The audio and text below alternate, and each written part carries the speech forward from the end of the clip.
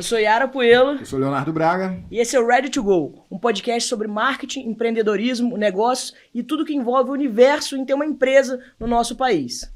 Hoje a gente está recebendo Cássia Nascimento. A Cássia é cabeleireira, empresária em Resende e tem a Cássia Nascimento Beauty Studio. A Cássia hoje vai conversar um pouquinho com a gente sobre como é trabalhar no universo da beleza e ainda mais com família. Então curte esse vídeo, se inscreve no canal e compartilha com alguém que também tem a mesma iniciativa. Seja muito bem-vinda, Deixa seu comentáriozinho lá também. Boa. Seja muito bem-vinda, Cássia. Obrigada. Bem-vinda, Cássia. Muito obrigada. Estou bem feliz de estar aqui participando com vocês, falar um pouquinho das nossas dores e dos nossos acertos, né? É importante, né? Sempre tem. Crescimento, ele vem com isso, né? Com dor e com acerto. E é legal que a dor, ela é muito mais... ela ensina muito mais do que o acerto, né? É curioso isso. Sim. Agora, é a melhor escola que a gente tem, né? O desafio é que traz o aprendizado. Falando nisso, como é que foi o desafio de entrar nesse mercado e o desafio de estar nesse mercado com uma empresa familiar? Porque sua filha Júlia trabalha com você, né? Trabalha sim. Então, há 20 anos atrás, ela tinha os seus 6 meses, eu comecei a fazer meu curso de formação no Senac de Resende. Dali para frente, comecei lá na varanda da minha casa, né, com as minhas clientes, e depois fui para o Campos Elíseos, fiquei um tempo, trabalhei no salão de uma outra ita, no shopping, aí veio a pandemia e a gente precisou fechar, o shopping fechou, né, era um local de muita periculosidade em relação ao Covid, então a gente não podia trabalhar. E aí eu precisava viver de alguma coisa, eu tinha feito um curso de empreendedorismo, tecnólogo mesmo, e aí comecei a prestar consultoria para salões bem menores que estavam iniciando, e foi assim que eu consegui grana na época da pandemia, né? Online, a gente fazia assim, e eu fui tentando ajudar com a experiência que eu tinha e direcionado pelo curso que eu tinha feito, né? E depois foi acalmando, aliviando aí tudo, a gente foi conseguindo abrir, né? E aí eu recebi uma proposta de sociedade de uma cliente minha. A gente abriu um espaço muito pequenininho, porque na época não podia aglomerar, não podia abrir o dia todo e tal. Então, a gente fez perto da minha casa mesmo, para que eu não precisasse pegar ônibus, nem estar me expondo a esses perigos na época, né? E aí a gente começou nesse espaçozinho. Então, comecei do zero, né? Com toda a experiência que eu tinha. E a gente foi mais organizado dessa vez. Dali eu fiquei 1 ano e pouco, fui para um outro lugar um pouco maior, mas uma coisa que me deu muito errado, porque eu nunca me preocupei em fazer, foi pesquisa de mercado em relação a um ponto comercial que seja ideal para o meu negócio, tudo nunca fiz. Eu achava a loja legal, eu ia lá e montava o salão. Só que é aqui, gostei, foi com a cara, vai ser aqui. Exatamente, e isso faz muita diferença, hoje em dia eu sei disso, né? E aí de lá, eu fui num congresso da Beauty Fair, que é uma feira internacional de beleza, acontece em São Paulo todo ano, e aí a gente foi num congresso só para donos de salão. E aí lá eles falaram de toda a parte, porque assim, no Brasil, a área de beleza... Isso que você foi, já estava com o espaço novo, ou não? Não, estava nesse segundo salão, que era um pouquinho maior, depois desse pequenininho que eu abri na pandemia. E aí... desse congresso é que surgiu a ideia de montar um maior, com mais colaboradores e tudo mais. E aí eu vim de lá com uma visão empresarial do negócio, né? Porque era tudo muito amador, né? E por aqui é muito amador. A gente vê em São Paulo, Rio, né? Outras cidades assim que são mais referências em relação à beleza. A gente tem uma estrutura empresarial legal do negócio de beleza, mas aqui na região é muito ainda... misturado com a questão da vida pessoal, muito ainda, pessoal, né? Exatamente. Eu ia até entrar nesse assunto, eu acho que você acelerou um pouco o seu processo, que você falou de 20 anos, já foi parar na pandemia, eu falei, peraí, a pandemia foi quase agora. Eu queria que a gente debatesse um pouquinho sobre esses anos antes da pandemia, antes de você de fato abrir o seu primeiro salão, né? Porque eu acho que a gente está... falando para pessoas que estão empreendendo, então que tem dúvidas e tem questões que eu acho que você teve muito nessa época de decidir deixar de ser somente uma cabeleireira, somente não no sentido, sim. mas e virar uma empresária da beleza. Então, assim, a gente ouve muito falar, e eu converso muito com os clientes, essa questão, tipo assim, eu sou uma excelente cabeleireira, então eu vou abrir um salão. Eu acho que muito da falta de profissionalismo que a gente tem em alguns lugares hoje em dia, são de pessoas que são muito boas em alguma coisa e aí falam, então eu vou abrir uma empresa. Mas aí ela não olha para as outras áreas que de fato são importantes para a abertura de uma empresa. Você tem que entender de gestão de pessoas, da parte financeira, de fluxo de caixa, enfim, de marketing, de comunicação, de logística, de precificação, formação de preço. Então, venda, recepção, tudo isso. É muita coisa que envolve você ter uma empresa. Então, eu vejo muitos profissionais, não só na área da beleza, mas na área da beleza, como é o assunto hoje, tem muito disso. A profissional... Alô, São Pedro? A profissional é uma excelente manicure. E aí ela faz uma unha de gel maravilhosa. Vou abrir uma empresa. Aí dá 3 meses, tá frustrada. Pô, mas eu nunca tenho dinheiro, não tenho isso, não dá dando certo, meu cliente não vem, meu cliente não volta. Só que ela só se preocupou em continuar fazendo unha. Ela não entendeu ali a separação. Então eu queria que você falasse um pouco mais, durante a sua trajetória, enquanto você estava só atuando como cabeleireira, atuando no salão de outras pessoas, quando você começou a perceber que, cara, se eu quiser ter um negócio, eu vou ter que olhar para outras áreas. Qual foi o seu despertar? Então, isso é muito complicado, porque na área da beleza, todo mundo é artista, né? A gente cria, a gente lida com sonhos, e nosso mundo é muito colorido, é uma coisa muito gostosa e tal. Essa parte séria não é muito a nossa personalidade. Então, a gente se empolga porque a gente ganha muito dinheiro, mas a gente não sabe usar o dinheiro, a gente não sabe organizar ele. Então, assim, enquanto você está no começo da carreira, você enche os olhos, vai dar certo e o negócio vai andar e tal, só que aí você começa a ver que você não sai muito do lugar, e quando você ganha essa grana, existe uma questão muito grande de ego, né, dos profissionais da área, todos eles. Funciona muito assim, aí você abre um salão, por exemplo, no meu caso, sou cabeleireira, faço cabelo muito bem, só que aí eu vou lá, abro um salão, e o que acontece? Ninguém pode aparecer mais do que eu. Ninguém pode fazer melhor do que eu. Eu tenho que ser a estrela do local, porque fui eu que abri o negócio. E aí o outro, ele sempre vai ficar escondidinho atrás de mim. Então, na verdade, você não está tendo uma visão empresarial, porque daí você quer o quê? É o contrário da visão empresarial, né? Exatamente, você está limitando os profissionais, a evolução deles, né? E tudo mais. Então, assim, isso eu notei, né? Só um ponto aí, Cássia, que eu acho que é interessante também, eu acho legal você falar, porque tem essa questão, né? O empresário, ele precisa ser o líder, né? Ele precisa identificar os potenciais ali e levar essas pessoas a um outro patamar. Mas, ao mesmo tempo, é muito importante você saber fidelizar. Porque eu acho que eu entendo até talvez o medo desses profissionais é o seguinte, tá bom, aí eu vou aparecer, ele vai aparecer, eu vou investir nele, e aí daqui a pouco, quando ele estiver famoso, ele vai embora e vai levar meus clientes, vai levar tudo. Então, aí além, né, dessa questão do cara se colocar como líder e entender, ele tem que entender sobre, tá bom, como eu vou reter essa pessoa depois que ela estiver no auge, né? Como eu vou reter esse talento aqui? Acho que isso é um ponto interessante também, né, Léo? A Yara comentou um ponto que para mim é muito particular. Eu não tô nesse universo da beleza feminino. Na verdade, o meu corte é de máquina, já tem uns trocentos anos. Mas é uma coisa interessante que eu sempre corto com o mesmo cara. É uma coisa muito pessoal, tipo escova de dente, né? E acho que cabelo, unha, essas coisas, depilação, você pega aquela pessoa para você e fica.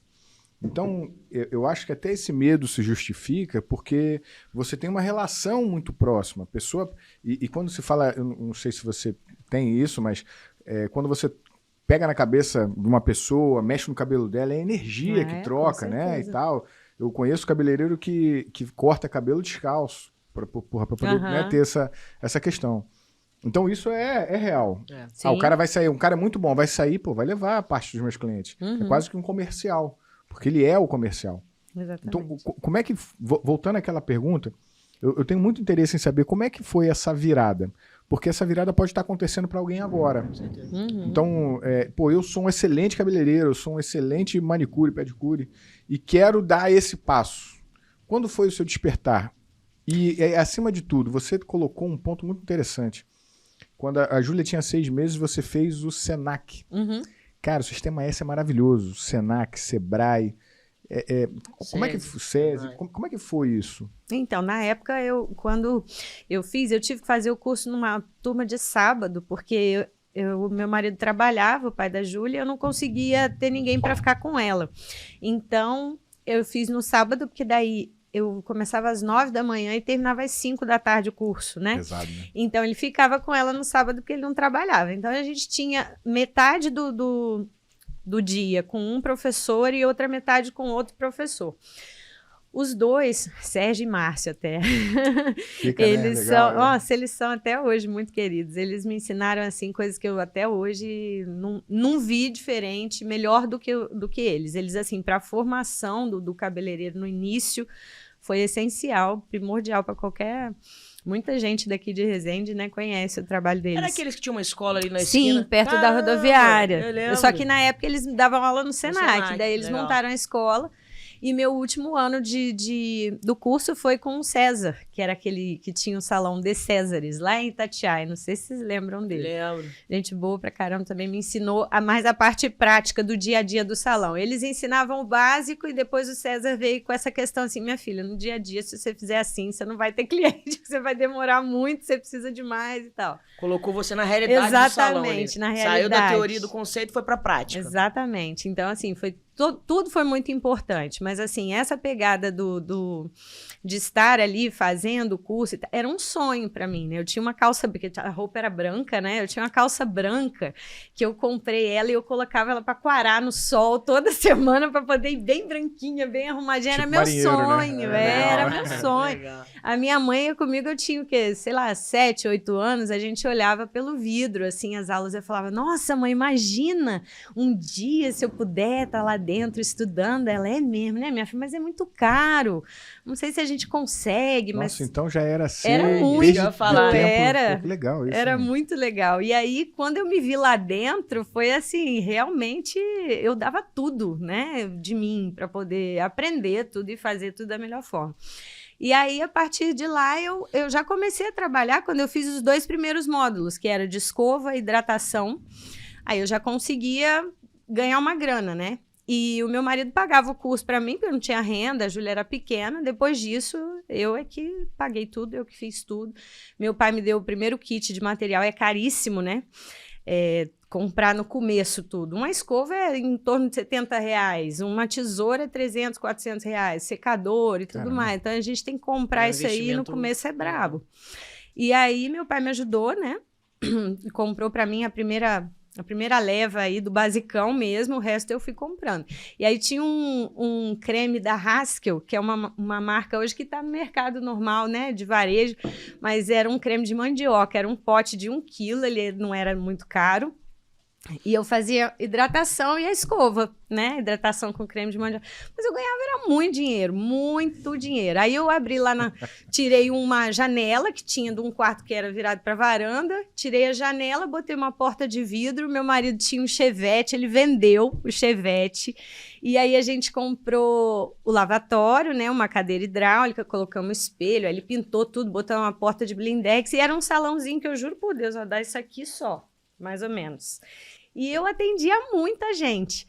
E aí, ali eu comecei a ganhar muito dinheiro. Eu não tinha muita noção, eu não sabia onde estava meu dinheiro. Aí tinha uma menina que trabalhou comigo, começou a trabalhar comigo novinha, a Luísa.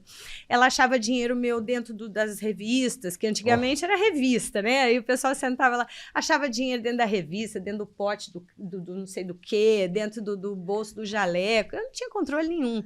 Então, assim, ter noção mesmo, a virada, igual vocês me perguntaram, de que eu precisava saber sobre negócio, que eu não podia, eu só tinha a condição, assim, de criar e de ser cabeleireira, artista. Mas quando eu vi que era importante, foi quando eu comecei a ter os problemas, né, no corpo, as lesões que são normais, né, que eu comecei a ficar com um problema nos braços, no cotovelo, hérnia de disco na cervical, aí eu comecei a sentir dor. Aí eu comecei a ver que você eu viu não que estava não era segura. tão... E pelo trabalho excessivo 40 ali, né? anos, Só já dependia Sim, de você. exatamente. Eu era uma pegada que eu lembro que teve um ano que eu trabalhava no Campos Elíseos, eu montei um salão lá, E teve um ano que eu fiz segundo turno. Eu ganhei muito dinheiro, vocês não têm noção. Depois de 10 da noite, era bandeira 2. Aí é tipo assim, se o corte era 50, ele passava a ser 100. Mas tinha muita gente que fazia. Mesmo? Tem esse público? Tinha, na Ó, que época legal. tinha. Ó, se tinha, tem. Não, porque na época a galera tinha muito dinheiro pra gastar, ninguém fazia nada em casa, né? Não, assim, e eu tô falando do horário da madrugada, sim, né? sim. Eu nunca imaginei que existia corujão do salão, É, né? hoje em Salão. dia eu não vejo muito mais essa pegada aqui na cidade, mas eu acho que em cidades maiores a gente deve Tem, ter né? esse público, sim. E aí a gente ganhava um dinheiro danado, porque daí a gente ganhava o dobro, né? Então era como se fosse o adicional noturno aí. Mas era só eu. Eu, uma amiga, Aniceia, que ficou comigo 7 anos. Ela fazia unha, fazia a escova progressiva, eu fazia era mecha. Mecha. As mechas demoram às vezes 5, 6 horas para ficar pronto e tudo mais. Entendi. Caraca, A virava mecha- a noite, então? Virava à A noite. mecha, então, é... Era Ah, assim. então isso na mecha. Aham. Isso é legal, porque às vezes, por exemplo, a pessoa que trabalha ali no horário regular, né? Ah, sai do emprego 8 horas. Aí sai do trabalho 8 horas. Aí você vai em casa, toma um banho, aí 9 horas tá liberado, né? Aí se você voltar 6 horas, 10 horas, meia-noite, 1, 2, vai acabar 3 horas da manhã. É. Aí A pessoa faz dormia sentido. lá, né? Então, Chegava lá a já gente- com pijaminha, ó, vai Escova de Olha, é dente. sério. O povo queria tanto fazer que, Ai, assim, cara. ele também se colocava em qualquer situação para estar com o cabelo lindo lá, pronto, né? E Perfeito. assim, eu tinha muito cliente, só que eu não tinha a mínima noção de como é que era a agenda, por exemplo. Eu não tinha responsabilidade nenhuma. Eu tava afim de trabalhar, eu ia lá, trabalhava. O dia que eu não queria ir, eu não tinha noção, assim, de que eu precisava estruturar. A pessoa deixou 5 horas do dia dela para poder estar ali comigo. Eu falava, cara, não vou trabalhar. Quando eu não estava bem, não estava feliz, alguma coisa tinha acontecido, entendeu? E também não organizava dinheiro. Então, assim, eu trabalhava... hoje eu tenho que fazer uma mecha aí, porque eu tenho que pagar minha luz. Era desse jeito, entendeu? No dia, para poder... Ô, Cássia, duas coisas me chamaram a atenção. Sobrevivendo, né? Duas coisas me chamaram a atenção na sua fala, na história que você viveu. A primeira, o sonho não tem tamanho, né? Você viu, você começou o seu sonho com o espaço daqui até aqui. Isso eu acho muito legal. E o segundo, o suporte da família, que na ocasião o seu esposo vendeu Sim. um carro para fazer esse movimento todo, e hoje você tem a Júlia contigo. Como é que é isso? Como é que é esse suporte dentro do negócio? Naquela primeira ocasião, foi para dar o primeiro passo. Agora você está com a Júlia, já falando de, que a gente falou aqui antes, modelo de negócio, gestão de pessoas, treinamento de pessoas, precificação. Como é que é isso? Deixa eu só incluir também mais uma pergunta aqui nessa do Léo, que eu acho que vai reforçar, né? Principalmente para quem tá no momento que você estava lá atrás, né? Começo de carreira, mais jovem, querendo ganhar o mundo, né?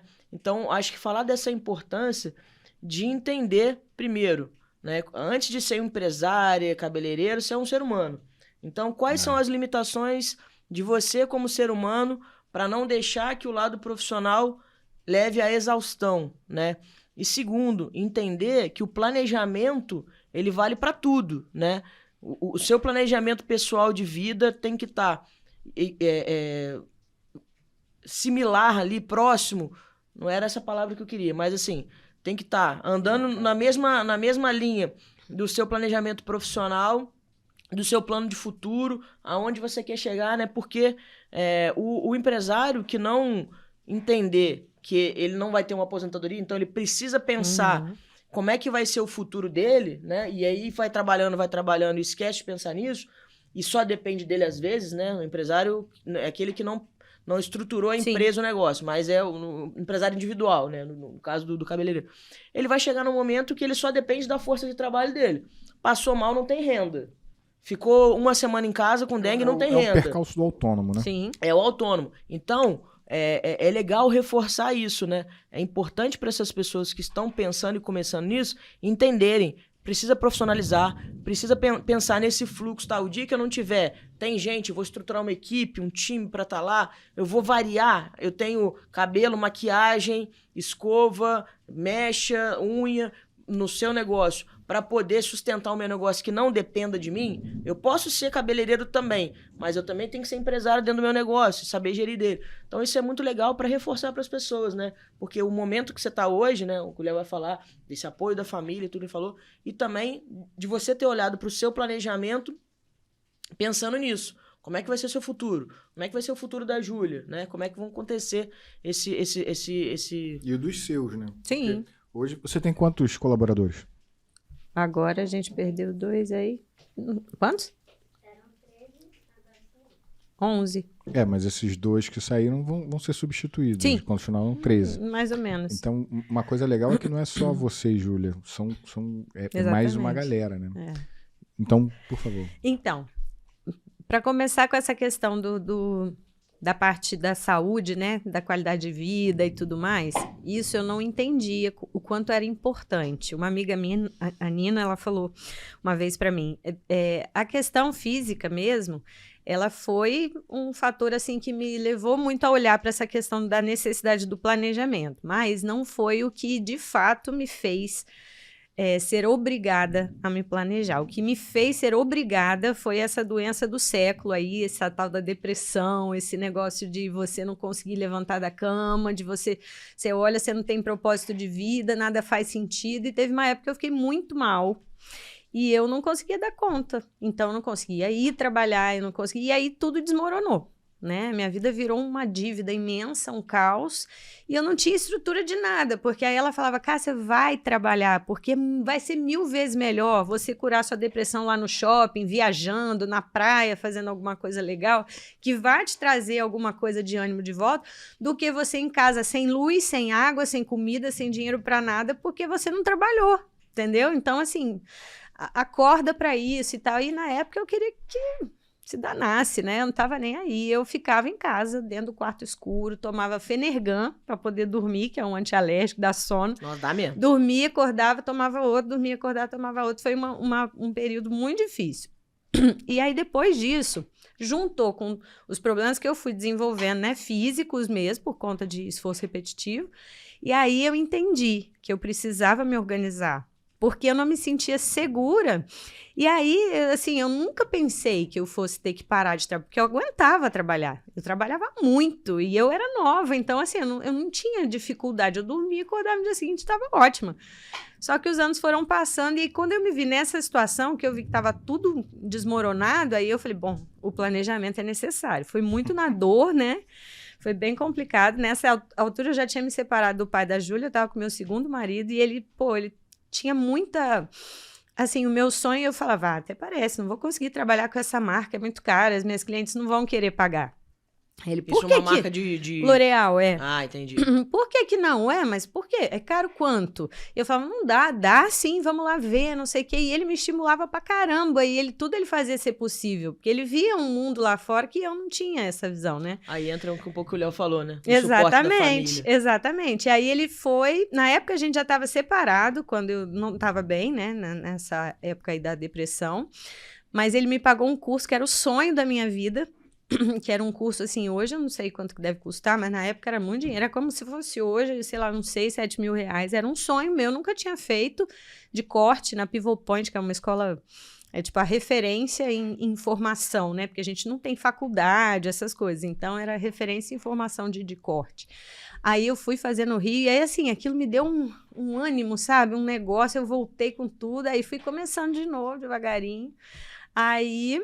Comecei a trabalhar no salão de uma amiga, porque o meu salão, eu ia recomeçar. Mas ela me fez uma proposta maravilhosa de estar lá com ela e eu me senti mais segura, no sentido assim de eu poder fazer só cabelo, entendeu? Eu precisava desse tempo para mim, que foi a Simone Campbell.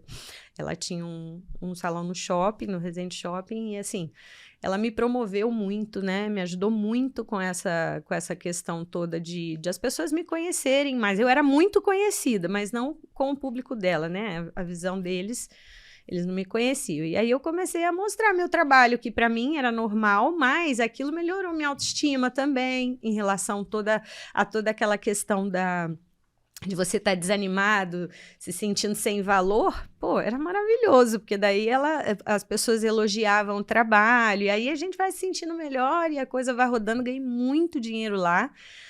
E aí entra só também, não só o suporte, então, da família, mas né, dos amigos e dos mentores, né? Aquela pessoa que já trilhou o caminho que você tá querendo trilhar e ela puxa você para vir junto, te ensina o caminho, te ensina a pescar, te apresenta as pessoas que vão poder comprar o seu peixe. Então, assim, o valor dos mentores, né? Ou faz algo que às vezes a gente não faz pela gente, que é acreditar na gente. Exatamente, né? Eu não acreditava mais. É muito legal. Isso aí. E aí, depois de lá, com o dinheiro que eu ganhei lá, eu não vivi quase nada, porque eu paguei minhas dívidas, né? Eu paguei tudo que eu devia. Então, foi 1 ano e pouco, 1 ano e 8 meses que eu trabalhei, mas que eu consegui recomeçar, sabe? E aí veio a pandemia e tudo. Eu não tinha ideia de montar um salão, mas eu fiz o curso de empreendedorismo e como na pandemia eu fiz as consultorias, né? Para salões de amigas pequenos, que só tinha ela e tudo mais, e uma manicure e tudo. Eu falei, gente, eu preciso... Como é que eu vou fazer? Eu tenho que ter um estabelecimento que funcione para que eu tenha credibilidade para continuar fazendo esse trabalho. Porque como é que eu vou falar? Pô, eu sou falida, mas eu vou te ensinar. Não tem como, né? Aí eu comecei a pensar nisso. E aí surgiu a oportunidade, foi do nada, aí a gente montou e aí a gente foi seguindo aí até hoje. Eu acho que é isso mesmo, né? Então você não consegue oferecer para as pessoas aquilo que você não tem resultado. A prova social, né? A história, né? Então depois que você buscou tudo isso.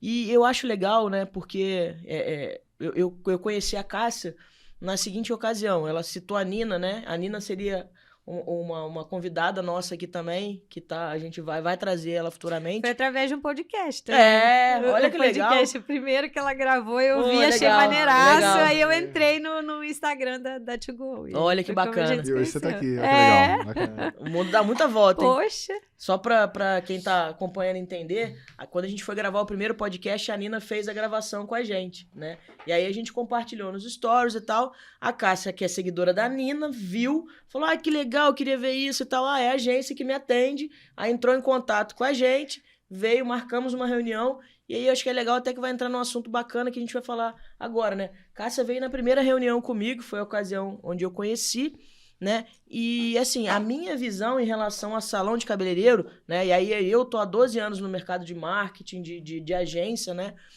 E o que eu via e pessoas que chegavam até mim, eu tinha essa percepção que ela falou, daquela profissional que trabalhava na casa dela, ou até às vezes tinha equipe no salão grande, mas não tinha uma organização empresarial, né? E aí quando a Cássia veio, atendemos e conversamos e tal, e aí eu percebi essa diferença.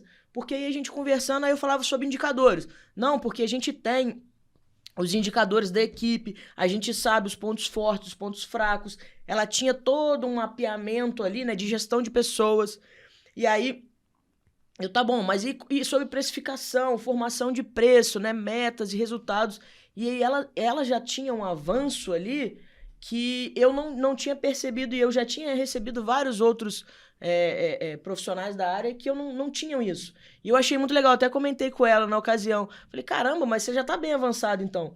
Porque para nós, né, como agência de marketing, isso é muito importante. Às vezes a pessoa vem e aí a empresa dela não tá nada organizada e ela acha que a agência de marketing vai ser a solução dos problemas dela. Esse processo de maturação, de entendimento, né, é difícil mesmo. É fundamental, e uma coisa né? que eu nunca tinha pensado, que foi o que você falou, é que, tipo assim, você ia dar voz para uma empresa. Se a empresa não estiver estruturada, quando vem o resultado, a gente não sabe lidar com aquilo, aí não dá certo, e aí você que tem a culpa de tudo, porque o marketing não está funcionando, não está fazendo venda. Mas a venda não depende do marketing só, depende de uma série de outras coisas que eu aprendi. A venda depende muito mais do processo da empresa. Isso que eu acho, do exatamente. Que efetivamente do marketing. Exatamente. O marketing é só uma consequência, né? Ele traz o cliente até a sua porta, né? Ele faz você ser mais conhecido, ele te dá a voz, ele te ajuda nas estratégias de como chegar. Né? E foi quando eu entendi o que era marketing de fato, que eu tinha tido uma pincelada nesse curso de empreendedorismo.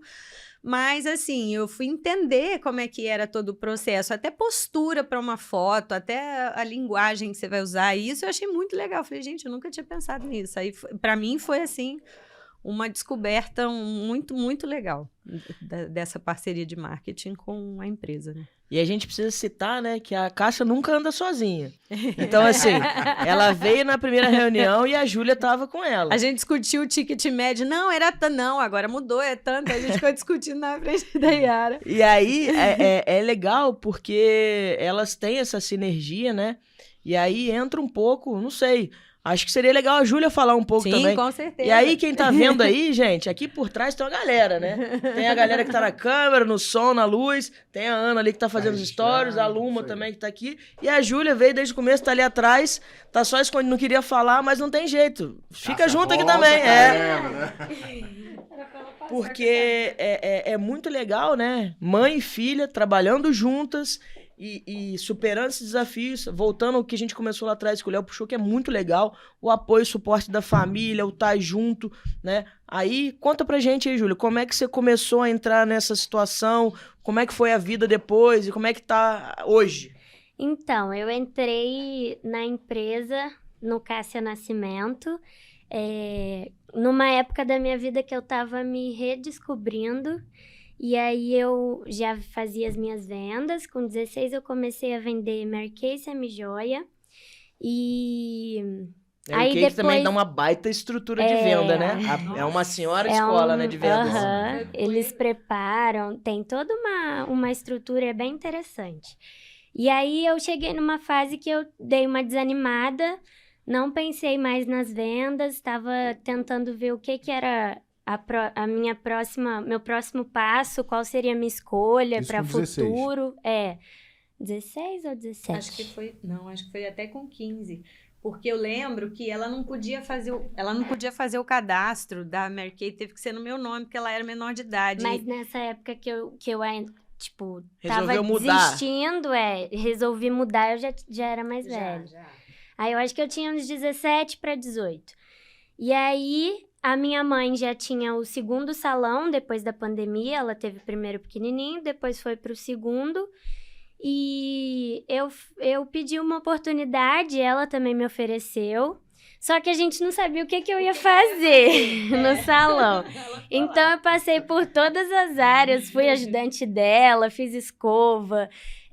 Como eu trabalhava com a Mary Kay, eu fiz também maquiagem. Só que eu vi que nada daquilo era a minha área, que eu estava fazendo... para descobrir mesmo, e que nada eu tinha me encontrado. Aí, a gente foi para esse congresso em São Paulo, e depois desse congresso, aquilo abriu meu olho, e eu comecei a enxergar que essa parte de gestão, de administração... A parte financeira, principalmente. Agora a parte que era eu via também que era aquilo que precisava no negócio da minha mãe. Então, o potencial artístico dela, você via complementando o que faltava pra ela. Exatamente. Um casamento perfeito. Sei bem o que é isso.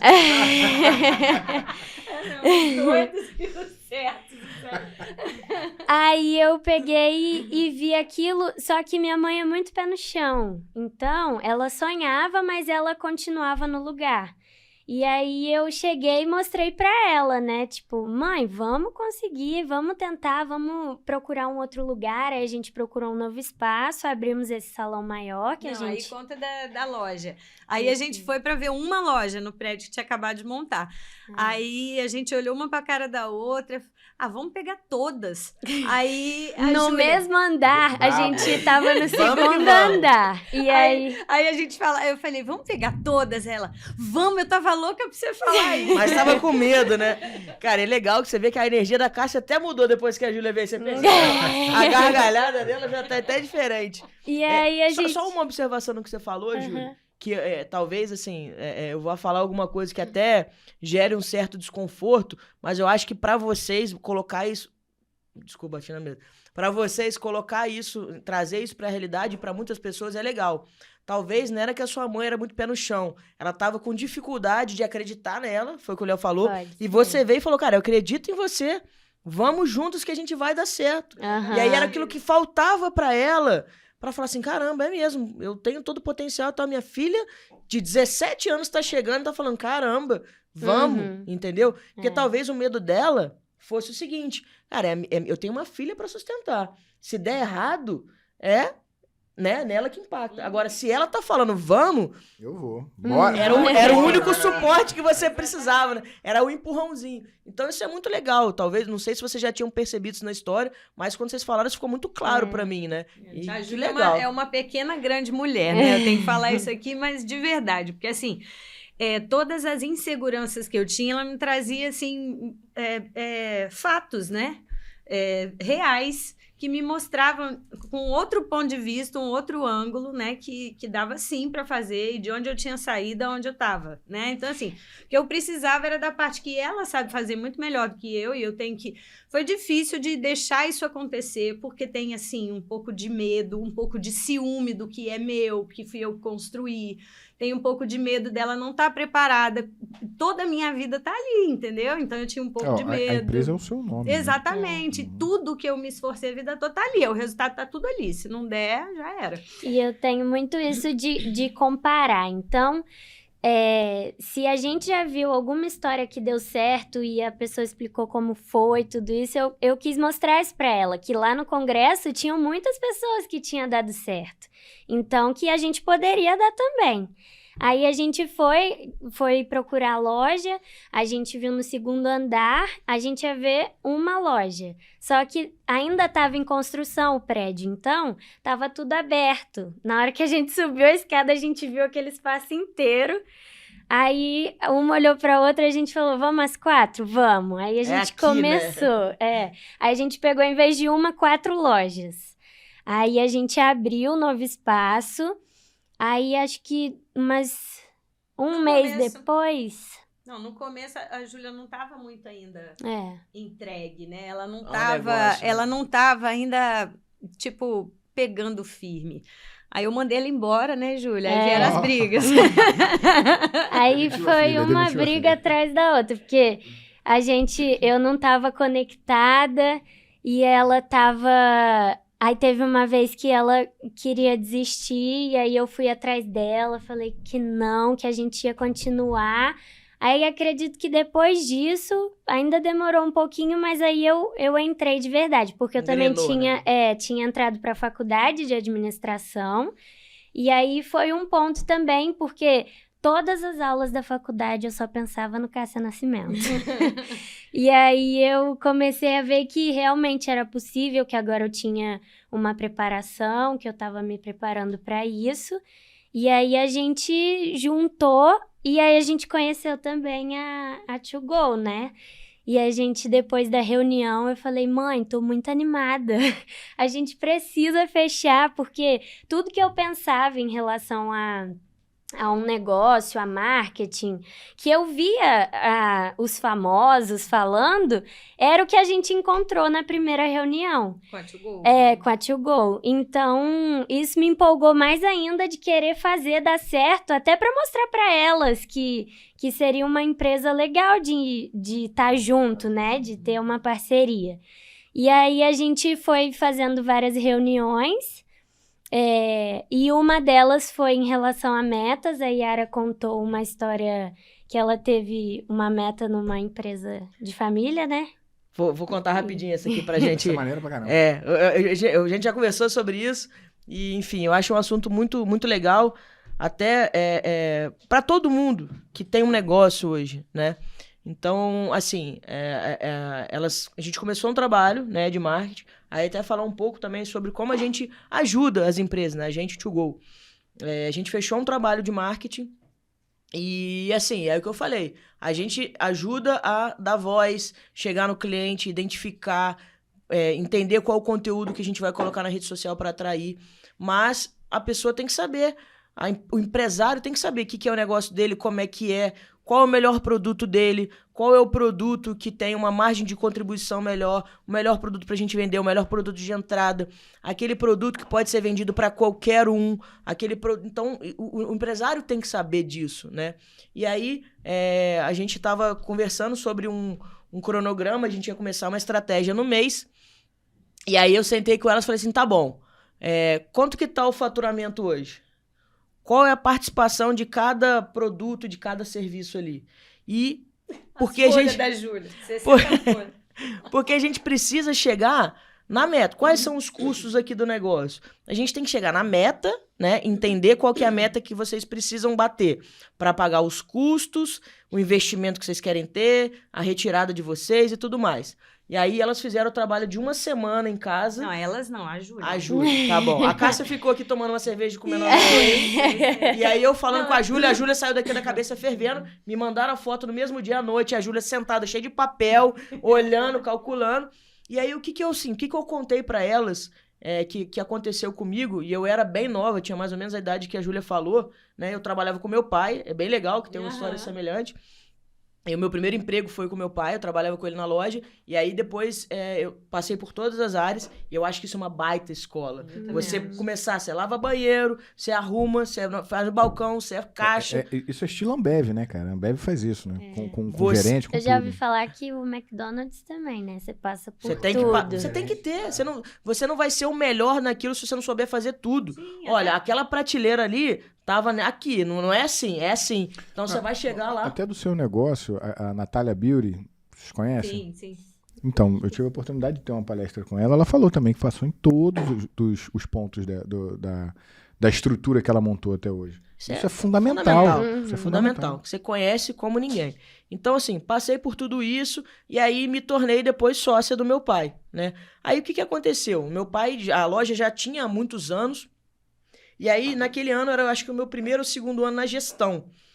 E aí, eu sentei com meu pai, falei, pai, tá chegando o Natal, lá era uma loja de fotografia, né? Então, você imagina, uma loja de fotografia, o nosso valor ali unitário era de centavos, 90 centavos, 70 centavos, a gente vendia foto, né? Então, eu sentei com meu pai, quanto que foi o faturamento do ano passado? Ah, foi X, vamos dar 50 mil, tá? Valor aqui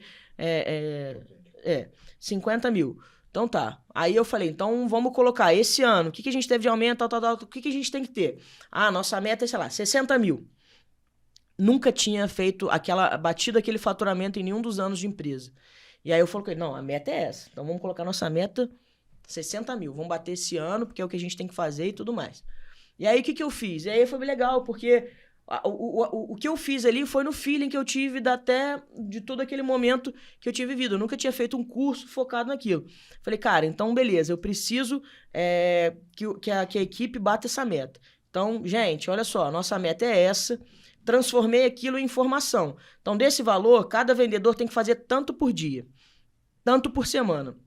Desse tanto por dia que você tem que fazer, pode ser de foto, de caneca de porcelana, de não sei o que. Eu já transformava aquilo em produto para facilitar o vendedor. Aí começa a importância da métrica, né? Se a gente não tiver isso claro... Que foi, porque quando a gente teve essa reunião, a Yara contou essa situação, e aí depois disso, a gente teve até uma situação muito parecida, porque a gente pegou também a época do Natal, né? Natal. Então, eu quis realmente copiar essa experiência. Mas funciona. Se você... Então, mas a gente tem uma coisa legal pra falar. A gente ficou 2 mil a menos da meta só. E todo mundo desistiu no final. Já não tava todo mundo empolgado mais. Mas daquela meta final que a gente colocou? Sim. Que isso! Ó, aí eu vou chegar nessa história aí. Bravo. Deixa eu só terminar, porque eu acho que esse assunto é muito legal pra quem tá vendo essa conversa aqui entender. Então, assim, separei ele por dia, o que fazer, como fazer. Como fazer. Gente, o que fazer? O cliente entrou aqui, ele vai consumir R$2. Você precisa tentar vender para ele, você tem que aumentar o ticket médio. Em vez de 2, ele tem que comprar 10, 12. Você vai pegar o seu ciclo de amizade, você vai ligar, você vai mandar mensagem. Olha, tô no Natal, tô vendendo isso, que tal fazer uma caneca pra família? Posso falar no Claro, tecla SAP? Claro. Isso para quem tá assistindo é o playbook. É o playbook comercial. Então, o que eu vou fazer? Como eu vou fazer? A primeira venda é no nosso ciclo de amizade. E isso acontece, todo mundo é vendedor. Qualquer pessoa que está em qualquer negócio é vendedor. O cara está na indústria, na Volks, cara, ele é vendedor de um carro, de um caminhão. Vende soluções, ele vende soluções da marca. Vende a marca, vende tudo isso. Então, direcionamos tudo aquilo, Fiz um quadro de metas e coloquei, todo mundo se encontrava no banheirinho ali, né? Guardava a mochila, que tinha um armário. Isso foi do caralho. Da Isso gente foi na muito cozinha, foda. O nosso foi Na na cozinha. cozinha. Coloquei lá um mural todos os dias do mês, lá e o valor e o que a gente tinha que bater por dia. E aí, todo final do dia, o cara chegava pra guardar a bolsa dele e ele olhava, caramba, hoje a gente tem que bater isso. Gestão à vista. Vamos lá, vamos. Porque Fez essa o história da primeiro Yara dia? é muito completa, essa parada é muito legal. Fez o primeiro dia? Cheque, bateu a meta. E aí, Gestão à vista. O que eu fiz também, é uma ideia legal, eu mandei fazer uns adesivos. E aí tinham 3 adesivos. Um era de atingir metade da meta, início, metade da meta concluída e meta ultrapassada. Aí cada um tinha uma cor e o ultrapassado era um foguetinho.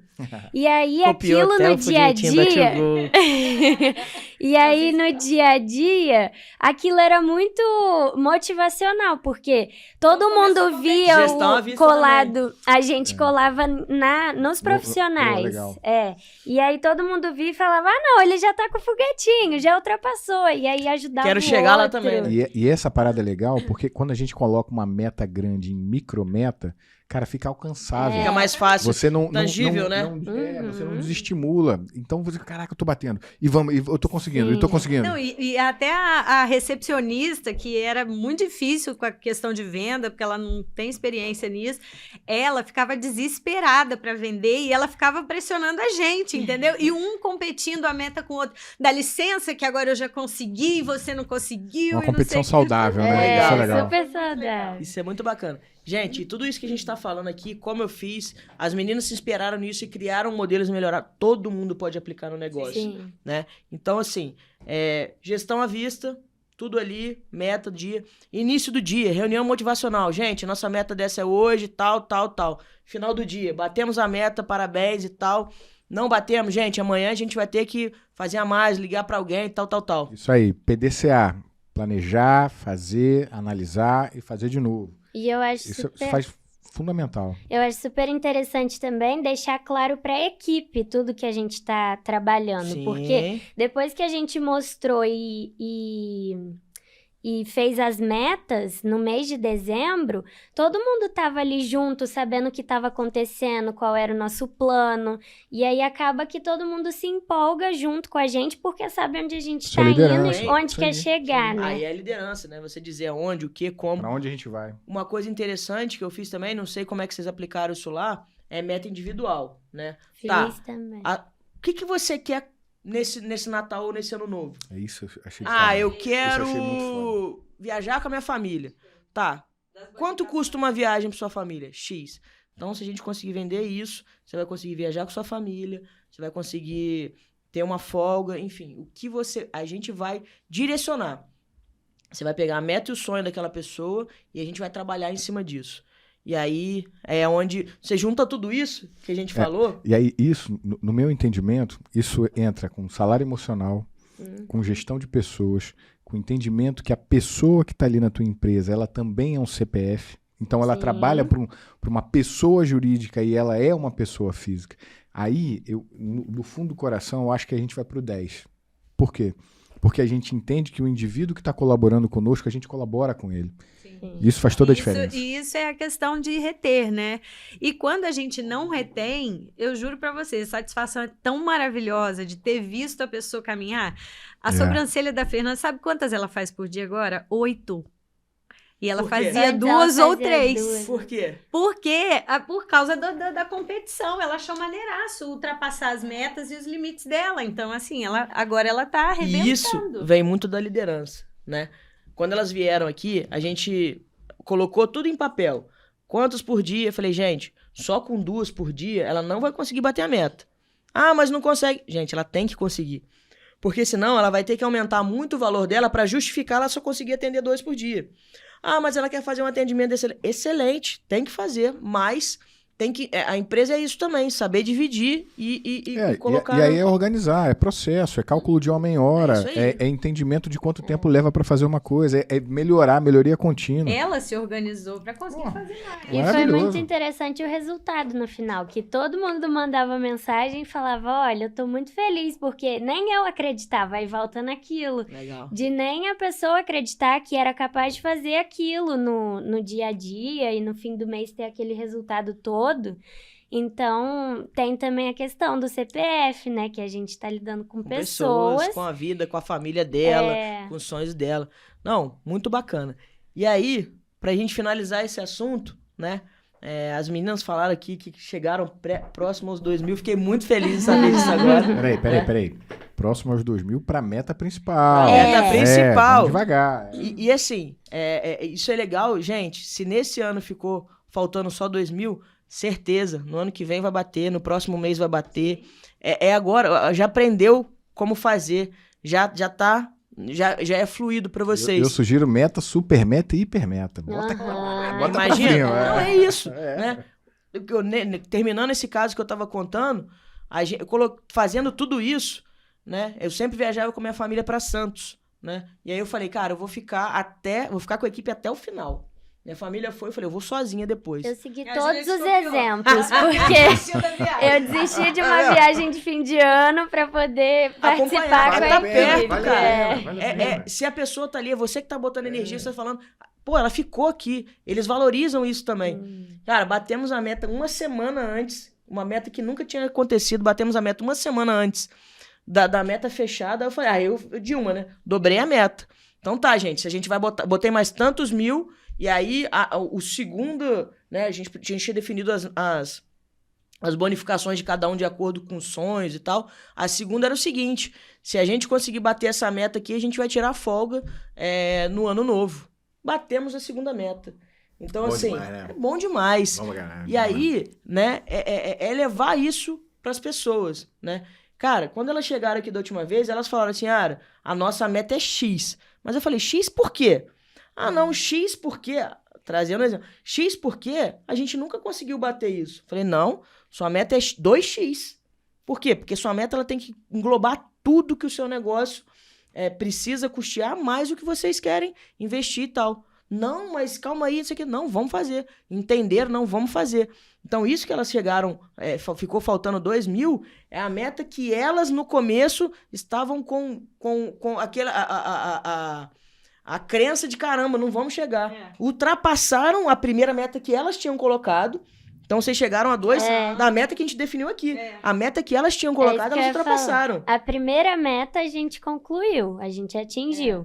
E aí, como a Yara mostrou uma visão maior, né? Aí, esse 2x que a gente acabou não chegando... Mas dessa vez. Dessa vez, tenho certeza que das próximas vocês vão chegar. Vocês estão se capacitando. Aí vocês estão fazendo dever de casa. Estão se capacitando, estão procurando pessoas para ajudar vocês, fazem o trabalho com honestidade, com propósito. Então, isso, o bater a meta vai ser uma consequência. Deixando tudo isso que a gente colocou na mesa, que vocês estão fazendo, fluir, tenho certeza que vai ter o resultado. Concordo. E... infelizmente, um momento maravilhoso está acabando ao fim, está chegando ao fim. Foi muito legal mesmo. Muito bacana. Eu convido a você que está assistindo a gente para que, se viu o valor nesse momento, reveja, encaminhe, compartilhe com alguém que está na mesma situação, que viveu o que vocês estão vivendo e que tem gente que vai vivenciar isso mais vezes. Tenho certeza que vocês vão vir aqui outras vezes, falando de outras metas e super metas. E a gente está super disponível se alguém precisar de ajuda, porque, olha, foi essencial a ajuda de todo mundo que a gente conversou. E até o que eu falei de comparação, né? Da gente se comparar e, na verdade, é acabar pegando aquilo como um incentivo, uma outra história para poder ver que é capaz, né? E que as dificuldades acontecem para todo mundo, para o grande, para o pequeno, para todo mundo. Isso faz uma diferença danada. Você pensa que você tá sozinho lá na ladeira, não tá, né? Cara, não tá. Tá todo mundo descendo junto. Meninos, parabéns. Eu tô subindo, vai falar que eu tô descendo. Não quero descer também, não. Meu Deus, vou virar. Igual o Clóvis de Barros fala, pra trás nem pra pegar impulso, meu irmão. Vambora. Meninas, parabéns. Obrigado por vocês terem vindo. Obrigado por dividir a história de vocês com a gente. Muito legal. Obrigado por fazerem parte na nossa história também na To Go, tá? Contem com a gente sempre. E aí vou deixar mais uma mensagem para quem tá assistindo a gente também. Se alguma das coisas que a gente falou aqui, você vive no seu negócio, ou tem alguma dúvida, alguma coisa que você queria saber sobre negócio, marketing, empreendedorismo, deixa um comentário pra gente aqui, seja no Spotify, no YouTube, no Instagram. Eu olho sempre as mensagens, o time olha, o Léo olha, a gente vai responder. É uma oportunidade da gente entender as dificuldades e trazer pessoas para falar sobre essas dificuldades, gerar esse conteúdo. Então, interage com a gente aqui, manda as dúvidas, as histórias de sucesso também. A gente também quer dividir com as pessoas. O objetivo bom? é multiplicar. É isso mesmo. Obrigado, gente. Vocês Obrigado, têm a Léo. gente que agradece. Pessoal, ready? To go. To go. Aê.